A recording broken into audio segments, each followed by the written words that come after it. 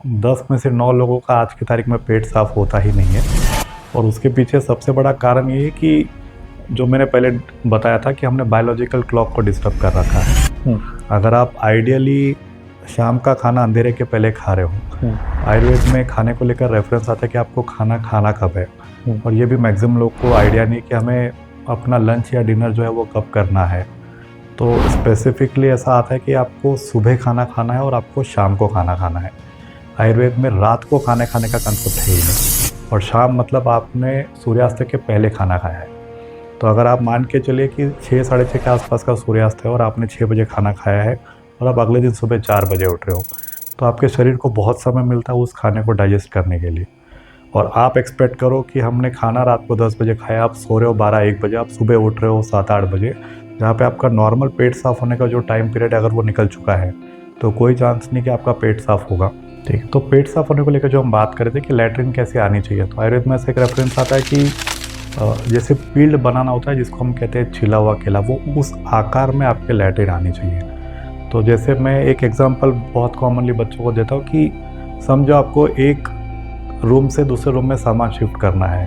आपके कपड़े हैं, आपके बुक्स होंगे, है ना, आपका किचन का सामान होगा। तो ऐसा नहीं होता कि इस रूम से उस रूम में आपको सामान शिफ्ट करना, तो आप एक कटोरी लेके गए, फिर आया, फिर आपने किताब उठाई, फिर आपने शिफ्ट किया, फिर आपने एक बर्तन उठाया वो शिफ्ट किया, एक कपड़ा उठाया वो शिफ्ट किया। आप आइडियली उसको एक डब्बे के अंदर या एक बॉक्स के अंदर पैक करते हो और वो बॉक्स आप उठा के फिर डिस्प्लेस करते हो।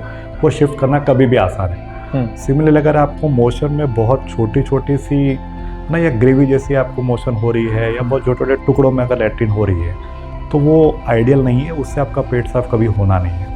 आइडियली आपका स्टूल जो है या मोशन या लैट्रिन जो है वो एक पील्ड बनाना या छिले हुए केले के आकार में अगर आती है, तो 1 से 2 अगर वो पास हो जाता है, मतलब मान के चलिए कि आपका पेट साफ हो गया है। और जितने पेशेंट्स मैं देख रहा हूँ, लगभग 4-5 हज़ार के ऊपर पेशेंट्स हो चुके हैं, तो उसमें से 90% लोगों का पेट साफ कभी ठीक से हुआ ही नहीं। तो ये एक बहुत ज्वलंत मुद्दा है कि जिसको सॉर्ट आउट करना चाहिए, क्योंकि ये शुरुआत है या एक इंडिकेशन है आपके बॉडी के लिए कि आगे आपके और डिसऑर्डर शुरू होने वाले हैं।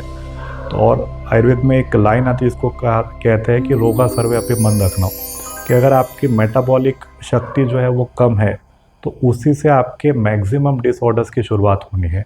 और मोशन ठीक से बन के नहीं आना, ये इसका पहला स्टेप है कि आपका डाइजेशन जो है वो हैम्पर हो चुका है, मेटाबॉलिक शक्ति उतनी ज़्यादा बची नहीं है और आप आपके शरीर के साथ छेड़खानी कर रहे हो। तो 100% it is one of the major root causes of maximum diseases taking place. जैसे कि आजकल 10 में से 9 लोग या 10 में से 7-8 लोग ऐसे जिनको डाइजेशन से रिलेटेड प्रॉब्लम होती है, तो वो ऐसी अपनी डेली लाइफ में क्या रूटीन फॉलो करे कि उसका सुबह जो है पेट सही से साफ होने लग जाए? सबसे बेस्ट यही है कि आप जो कुछ कंसेप्ट्स है, जैसे ब्रेकफास्ट है, ब्रंच है, लंच हुआ, फिर वापस आपका सपर आता है, फिर आपका इवनिंग स्नैक्स आता है, फिर आपका डिनर आता है। ये सब कंसेप्ट जो है ये ब्रिटिशर्स या फॉरेन नेशंस लेके आए थे, या उनका ये कंसेप्ट है। आयुर्वेद के हिसाब से बहुत सिंपल है कि आपको जब भूख लगती है तब आपको खाना खाना है। तो अगर आप सेडेंटरी लाइफस्टाइल में हैं, आपका ज़्यादा लेबरस वर्क नहीं है, बेटर आप ठंड का मौसम छोड़ के बाकी सब मौसम में आप दिन में 2 बार खाना खा सकते हो। एक तो सुबह, और सुबह का जो टाइम है वो आइडियली आपका होना चाहिए 8 से लेकर 10 के बीच में, और आपको एक बार शाम को फिर से खाना खाना है जो आइडियली टाइम रहेगा आपके 5 से 7 के बीच में। अगर आप इसको रेगुलरली कुछ महीने या कुछ साल तक फॉलो करते हो, ठीक, तो आई एम डैम श्योर कि 80-90% केसेस में बिना मेडिसिन के ही पेशेंट का पेट साफ होना जो है वो शुरू हो जाएगा। पर ये रिजल्ट्स कभी भी रातों रात नहीं आते, आपको कंसिस्टेंटली इस चीज़ को फॉलो करना है। और इसमें एक और बड़ा रीज़न है जो आजकल मिलता है, जिसको है ना कि लोगों को जब मैं पूछता हूँ कि आप खाना कितने बार खाते हो पेशेंट्स को, तो सब लोग कहते हैं कि सर हम तो 2 बार ही खाते हैं। फिर जब मैं उनको पूछना शुरू करता हूँ और चीज़ें, तो इंडियंस के दिमाग में ऐसा बैठा है कि खाना वो है जो आपके प्लेट में या थाली में सज के आता है, उसके अलावा आप जो घूमते फिरते या बाहर जो खाना खा रहे हो वो खाने में काउंट होता ही नहीं है। तो आयुर्वेद के अनुसार हर उस मील को हम काउंट करते हैं जिसमें आपके मुंह का इस्तेमाल हुआ है। तो अगर आपने खाना खा लिया और आपको आधे घंटे बाद अगर किसने चॉकलेट ऑफर करी है, तो वो भी आपका एक मील कॉन्स्टिट्यूट करता है। आपने अगर घूमते फिरते सुबह ड्राई फ्रूट खा ली, वो भी एक मील कॉन्स्टिट्यूट करेगा। आपने चाय के साथ अगर बिस्किट खाया तो वो भी मील काउंट होगा, क्योंकि बॉडी को डाइजेस्टिव सिस्टम को राइट फ्रॉम स्क्रैच काम करना है।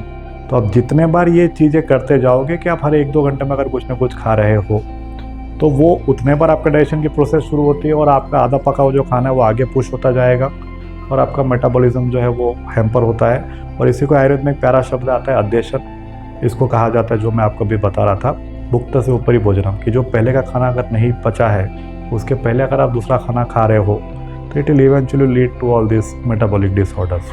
तो आपको खाना समय पे खाना है, समय पे सोना है, समय पे उठना है। If you follow this for a few months और years, you will definitely see good result.